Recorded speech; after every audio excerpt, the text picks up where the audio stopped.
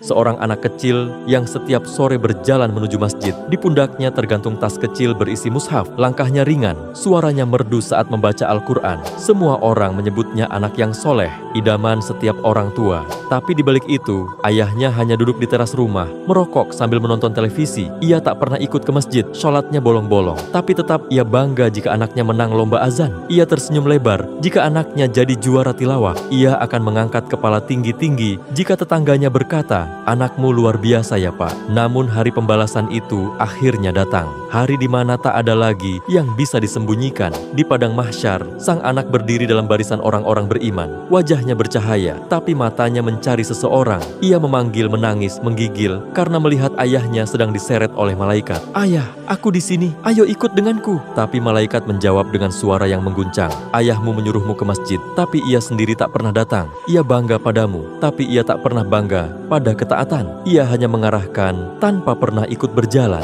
Tangisan si anak tak mengubah apapun. Ayahnya tetap ditarik menuju arah yang berbeda. Wahai saudaraku, apakah kita telah menjadi teladan bagi anak-anak kita? Ataukah kita hanya menyuruh mereka menjadi baik, sementara kita sendiri jauh dari Allah? Kisah ini adalah peringatan bahwa surga bukan warisan. Ia adalah perjalanan bersama yang tak bisa kita titipkan sepenuhnya pada anak. Simak hingga akhir, karena bisa jadi selama ini kita terlalu sibuk menyuruh tanpa pernah benar-benar ikut bertakwa. Assalamualaikum warahmatullahi wabarakatuh. Selamat datang di Irman Hidayah, tempat di mana kisah bukan sekedar cerita, namun lentera hati yang menerangi jalan menuju kebenaran. Bagikan video ini agar menjadi amal jariah yang terus mengalir. Terima kasih.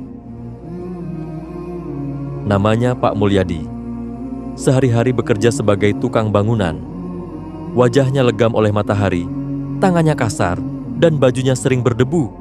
Tapi ada satu hal yang membuatnya merasa istimewa. Anak semata wayangnya, Fahri.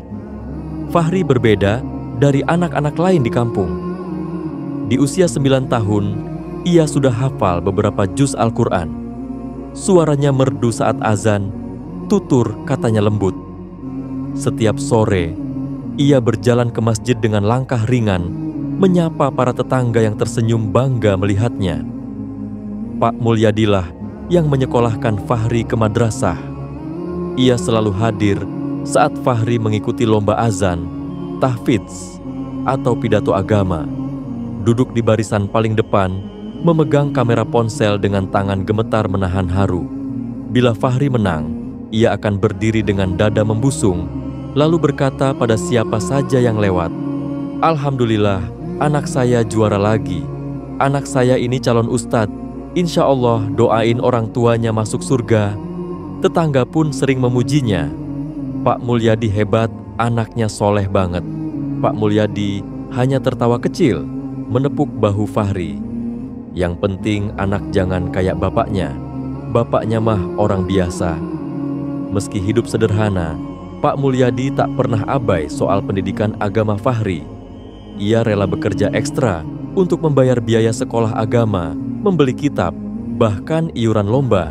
Tapi, di balik semua itu, ada sesuatu yang ganjil, sesuatu yang tak disadari Pak Mulyadi, bahwa membanggakan anak soleh saja tak cukup untuk menyelamatkan diri sendiri.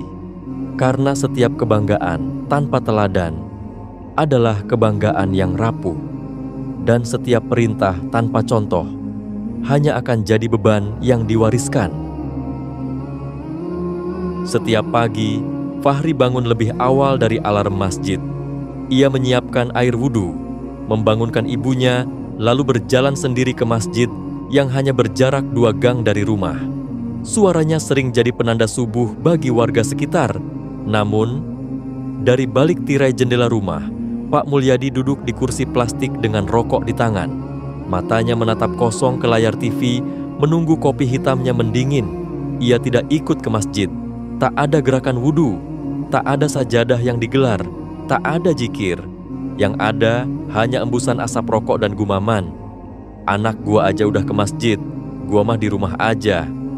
Fahri pulang dari mengaji, sementara ayahnya masih tertidur di sofa. Azan maghrib menggema, tapi Pak Mulyadi malah menyalakan TV lebih keras. Kadang bercanda saat Fahri mengingatkan salat, Bapak mah udah banyak dosanya, salat juga percuma. Ia menyuruh Fahri membaca Quran, tapi dirinya tenggelam dalam ghibah warung dan lelucon kotor di media sosial. Bahkan saat ustadz kampung datang, ia malah menyeringai. Ustadz lagi, hidup udah capek, jangan ditambahin nasihat. Fahri hanya diam.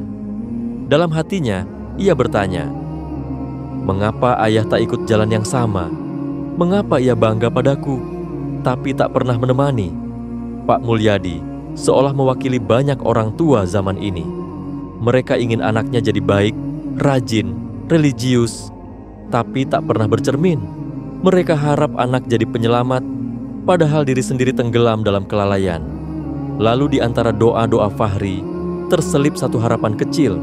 Ya Allah, berilah hidayah kepada ayahku. Jangan pisahkan kami di akhirat nanti.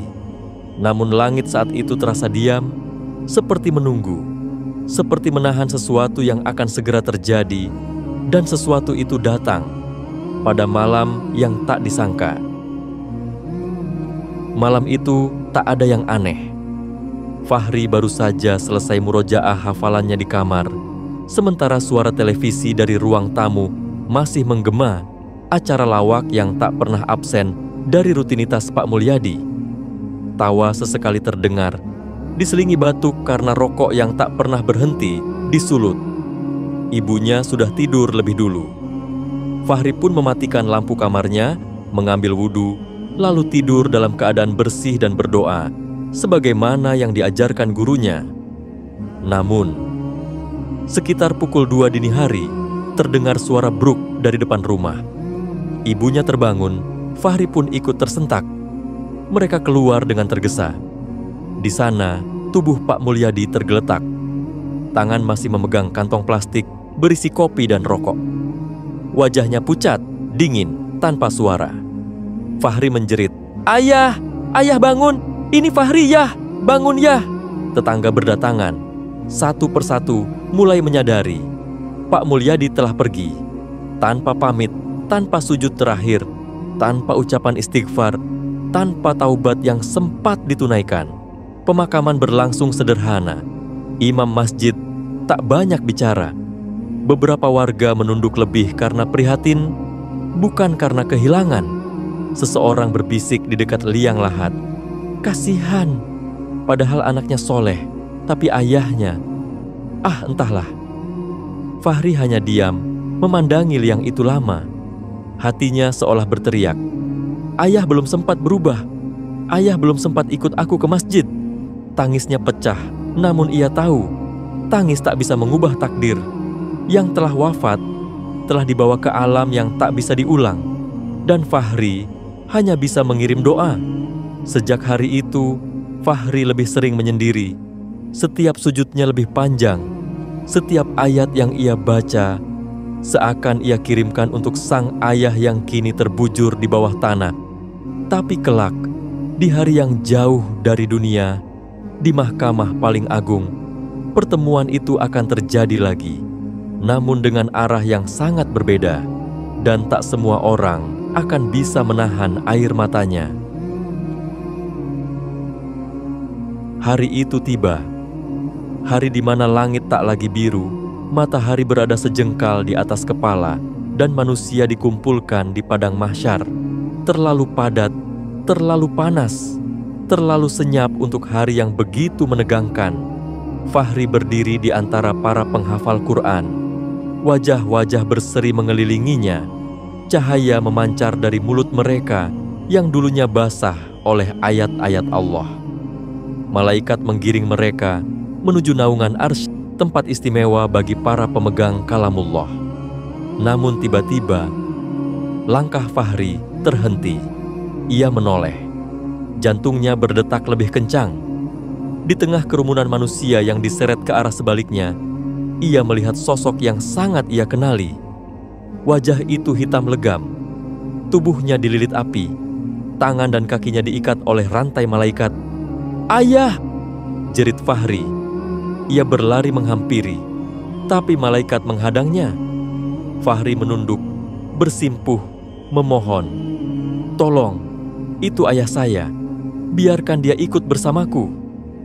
Malaikat menjawab dengan suara mengguncang, "Ayahmu telah melihat cahaya dari dirimu, namun ia memilih untuk tetap dalam gelap. Ia menyuruhmu ke masjid, tapi ia tertawa dalam kelalaian.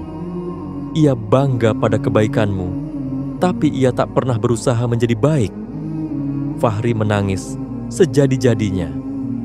"Tapi dia yang menyekolahkanku, dia yang membayar semua pengajianku, dia yang membangunkanku tiap subuh." Malaikat menjawab lagi, "Ya, ia menyuruh, tapi tak pernah menuntun.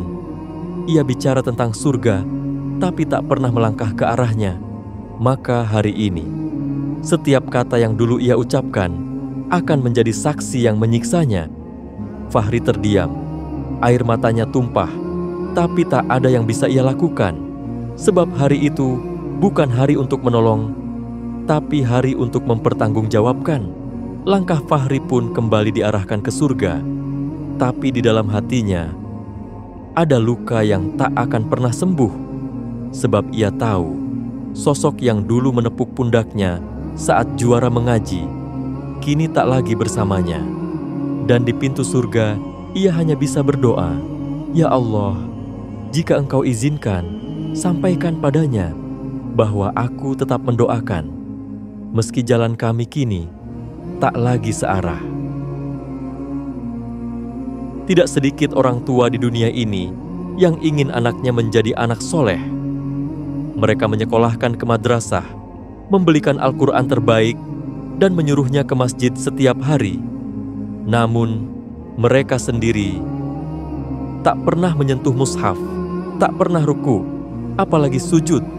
Mereka ingin anaknya masuk surga, tapi mereka sendiri masih berteman dengan maksiat, masih santai meninggalkan sholat, masih merasa cukup dengan berkata, "Yang penting anak saya baik." Wahai orang tua, ketahuilah bahwa surga bukan warisan. Ia tak bisa diturunkan seperti rumah, harta, atau jabatan. Surga adalah hasil dari usaha, dan usaha itu harus dimulai dari diri sendiri, bukan sekadar dari anak. Rasulullah pernah bersabda, "Setiap kalian adalah pemimpin, dan setiap kalian akan dimintai pertanggungjawaban atas kepemimpinannya." Hadis riwayat Bukhari dan Muslim. Engkau adalah pemimpin dalam keluargamu. Jika engkau hanya menyuruh tanpa menuntun, maka engkau telah gagal sebagai pemimpin. Sebab anak lebih cepat belajar dari teladan daripada sekadar ucapan. Dan firman Allah pun menegaskan, "Wahai orang-orang yang beriman, peliharalah dirimu dan keluargamu dari api neraka." At-Tahrim ayat 6. Perintah ini dimulai dengan dirimu, bukan anakmu, bukan pasanganmu, tapi dirimu lebih dahulu. Apa artinya engkau menyalakan pelita untuk anakmu? Jika dirimu sendiri berjalan dalam gelap, apa artinya engkau mengantar anakmu ke surga jika dirimu tak pernah menuju ke sana? Wahai para ayah dan ibu, jangan puas hanya dengan melihat anak membaca Quran. Jangan hanya bangga ketika anak bisa berdakwah, bisa menghafal, bisa sholat di masjid. Tanyakan pada diri sendiri, apakah aku telah menjadi orang tua yang bisa ia teladani? Ataukah aku hanya menyuruh sambil terus bergelimang dosa? Sebab kelak di akhirat, bukan hanya anak yang akan dihisab, tapi orang tuanya juga. Apakah ia mendidik dengan keteladanan, atau hanya bicara tanpa amal? Jadilah orang tua yang tak hanya mendorong anak ke surga, tapi berjalan bersama mereka di jalan itu. Tekan like dan tulis amin di kolom komentar. Semoga Allah mengampuni dosa kita dan keluarga, serta mengumpulkan kita kembali di surganya dan dijauhkan dari api neraka.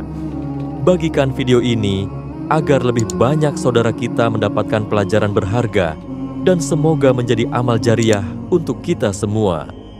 Subscribe sekarang untuk mendukung dakwah ini, dan agar kamu tidak ketinggalan kisah-kisah penuh hikmah dan makna mendalam seperti ini.